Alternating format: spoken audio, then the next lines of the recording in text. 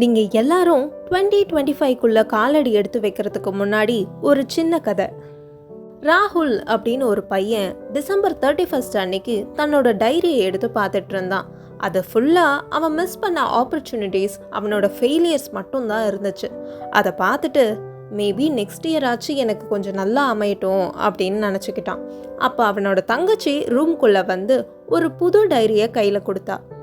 ராகுல் இது என்னது அப்படின்னு கேட்டதுக்கு, உன் வாழ்க்கையோட புது அத்தியாயம், இந்த கதைக்கு நீ தான் ஆத்தர், உனக்கு எப்படி இருக்கணும்னு தோணுதோ அப்படி ஆரம்பி அப்படின்னு சொன்னான். ராகுல் அந்த டைரியோட முதல் பக்கத்தை எடுத்து no more waiting, the future starts today அப்படின்னு எழுதினான். அதுக்கேற்ற மாதிரி அவன் செயல்படவும் ஆரம்பிச்சான். அவன் வாழ்க்கை அவன் நினைச்ச மாதிரி மாறுச்சு. அதே மாதிரி தான் வருஷம் மாறினா வாழ்க்கை மாறும் அப்படின்னு எதிர்பார்க்க கூடாது. வருஷங்கள் மாறிக்கிட்டே தான் இருக்கும், ஆனால் நம்ம மாறுற வரைக்கும் நம்ம வாழ்க்கை மாறாது.